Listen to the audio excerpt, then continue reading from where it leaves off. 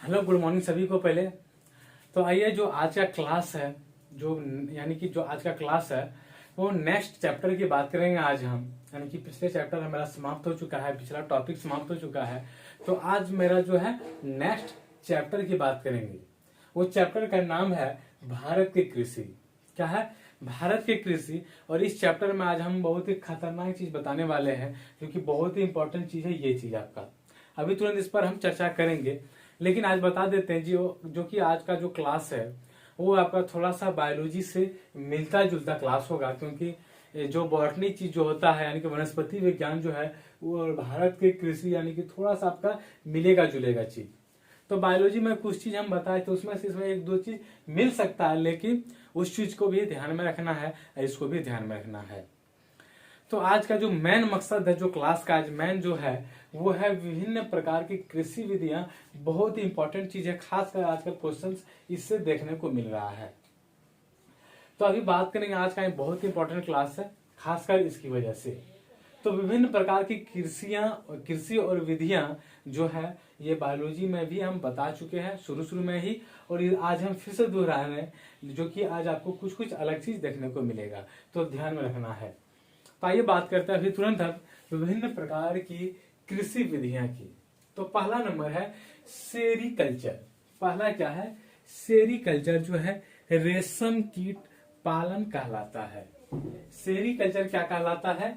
रेशम कीट पालन कहलाता है। और दूसरा नंबर है एपी कल्चर, मधुमक्खी पालन। सेरीकल्चर रेशम कीट पालन, एपी कल्चर मधुमक्खी पालन, और पीसी कल्चर मत्स्य पालन। बहुत ही इंपॉर्टेंट चीज है। सेरीकल्चर रेशम कीट पालन, एपी कल्चर, उसके बाद क्या है? मधुमक्खी पालन, पीसी कल्चर मत्स्य पालन। आइए बात करते हैं फ्लोरिकल्चर की। फ्लोरिकल्चर जो है फूलों का उत्पादन कहलाता है। क्या है? फ्लोरिकल्चर जो है फूलों का उत्पादन कहलाता है। और विटीकल्चर अंगूर की खेती। फ्लोरिकल्चर क्या है? फूलों का उत्पादन, और विटीकल्चर अंगूर की खेती, और वर्मी कल्चर जो है केंचुआ पालन कहलाता है। क्या है? वर्मी कल्चर केंचुआ पालन। पोमो कल्चर जो है फलों का उत्पादन कहलाता है। ओलेरी कल्चर सब्जियों का उत्पादन, हॉर्टिकल्चर बागवानी, और एरोपेरेटिक जो हवा में पौधों का उगना कहलाता है, जो कि बहुत इंपॉर्टेंट है, ध्यान में रखिएगा। सेरीकल्चर क्या कहे? रेशम कीट पालन, एपी कल्चर मधुमक्खी पालन, पीसी कल्चर मत्स्य पालन, फ्लोरिकल्चर फूलों का उत्पादन, विटीकल्चर अंगूर की खेती, वर्मी कल्चर केंचुआ पालन, पोमो कल्चर जो है फलों का उत्पादन। ध्यान में रखिएगा इस जगह पर, फ्लोरिकल्चर फूलों का उत्पादन, पोमो कल्चर फलों का उत्पादन। कंफ्यूजन नहीं करना, फ्लोरी फूलों का, पोमो फलों का, ओलेरिकल्चर सब्जियों का उत्पादन, और हॉर्टिकल्चर जो है बागवानी कहलाता है।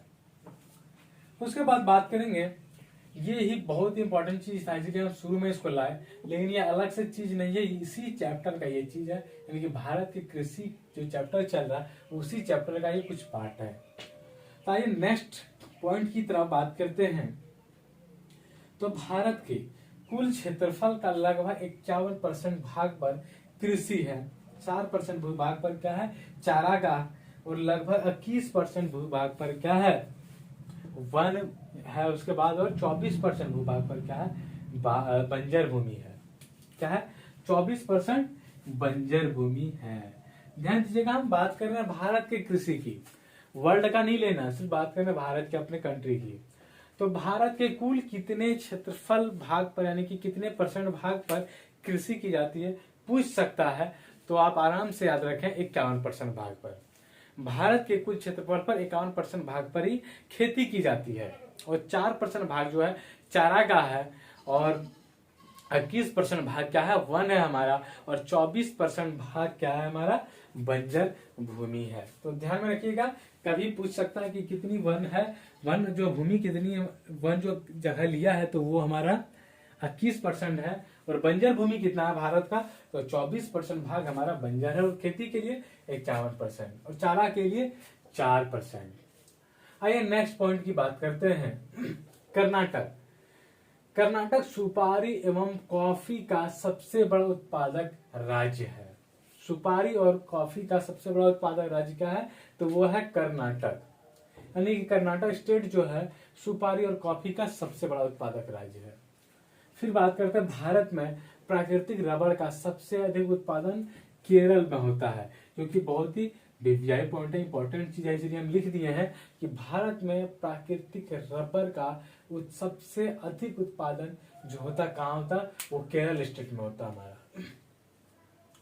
फिर आंध्र प्रदेश भारत में सबसे बड़ा मसाला उत्पादक है। आंध्र प्रदेश क्या है, भारत में हमारा सबसे बड़ा मसाला उत्पादक राज्य है।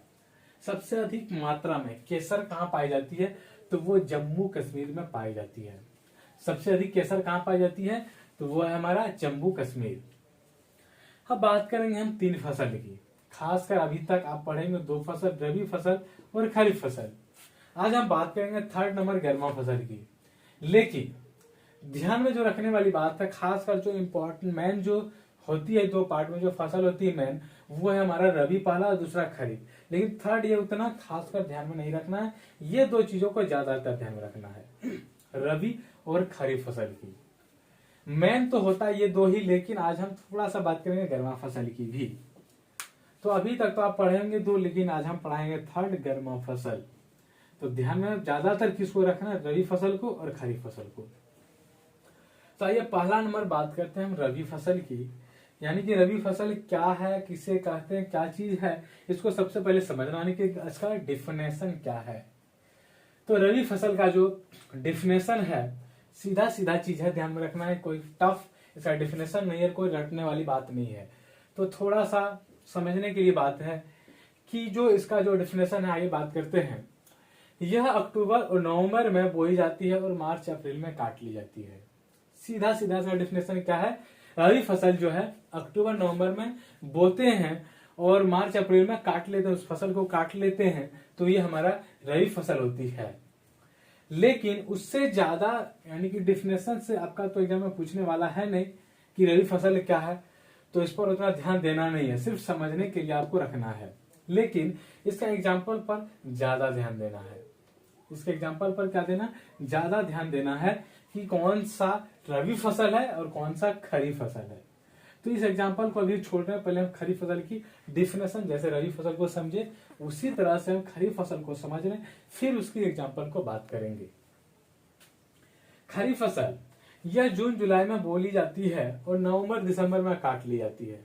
क्या इसका सीधा सा इसका भी एग्जाम्पल डिफिनेशन क्या है कि यह जून जुलाई महीने में बोया जाता है और नवंबर से दिसंबर महीने में इस फसल को काट लेते हैं, तो ये हमारी खरीफ फसल कहलाती है।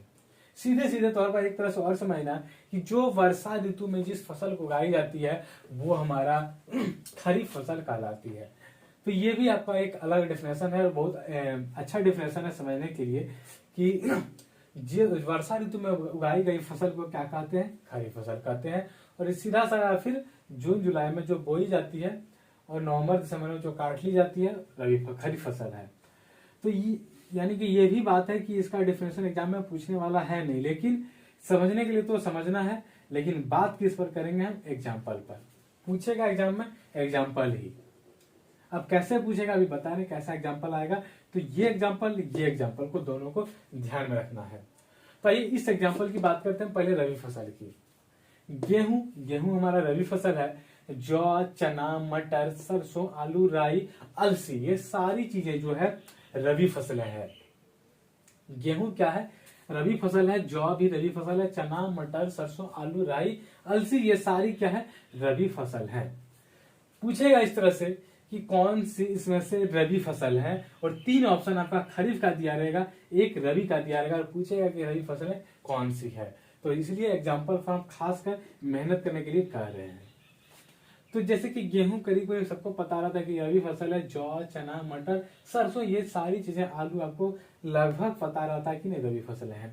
लेकिन टेंशन आती है राई, अलसी, ये सब चीजें रबी है खरीफ हमको खुद पता नहीं है, तो ये सब चीजों को याद करना, थोड़ा ध्यान में रखना पड़ता है। तो ध्यान में रखने वाली बात राई, अलसी, ये सब चीजों को थोड़ा सा ध्यान में रखना है और खासकर एग्जाम्पल पर ध्यान दीजिएगा। आइए खरीफ फसल के एग्जाम्पल की बात करते हैं। धान क्या है, धान, गन्ना, तिलहन, ज्वार, बाजरा, मक्का, अरहर, कपास, मूंगफली, मंडुआ, तिल, सोयाबीन, ये सारी चीजें खरीफ फसल के एग्जाम्पल है। और एक एग्जाम्पल ही फिर इसमें हम कहेंगे मेहनत करने के लिए। धान हमारी खरीफ की यानी एग्जाम्पल है, गन्ना भी खरीफ का है, तिलहन भी खरीफ का है, ज्वार भी हमारा, बाजरा, मक्का, अरहर, कपास, मूंगफली, मंडुआ, तिल, सोयाबीन, ये सारी चीजें किसकी है? खरीफ फसल की एग्जाम्पल है। तो खासकर इसमें क्या ध्यान देना, धान तो लगभग पता होता है कि नहीं, ये वर्षा ऋतु में ही होती है, तो ये खरीफ फसल है। गन्ना ये कंफ्यूजन पैदा करने वाला है, तो इसको ध्यान में रखना, गन्ना हमारा खरीफ फसल है। तिलहन भी हमारी खरीफ फसल है। ज्वार, ज्यादातर ये सब चीजें पूछा जाता है टेढ़ा चीज, तो ज्वार हमारा जो है खरीफ फसल है। बाजरा ये भी हमारा खरीफ फसल है। ये सब मक्का खरीफ फसल है। अरहर भी हमारा खरीफ फसल है। कपास ये भी खरीफ है। मूंगफली ये भी खरीफ फसल है। मंडुआ, तिल, सोयाबीन, ये सारी चीजें खरीफ फसल में आती है। ये दो में से हम निकालें गर्मा फसल अलग से। तो गर्मा फसल पर थोड़ी सी ध्यान देना है कि यह मई जून में बोई जाती है और जुलाई अगस्त में काट ली जाती है। ऐसी फसल को हम गर्मा फसल कहते हैं। एग्जाम्पल राई, मक्का, ज्वार, जुट, एटीसी, ये सारी चीजें हमारा क्या है?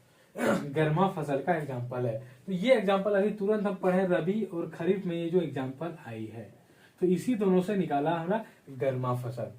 तो खासकर ये चीज दोनों को ध्यान में रखना है, लेकिन समझने के लिए इसको भी रखना है, किसी को छोड़ना नहीं है। तो फिर मिलेंगे नेक्स्ट क्लास में, तब तक के लिए थैंक यू।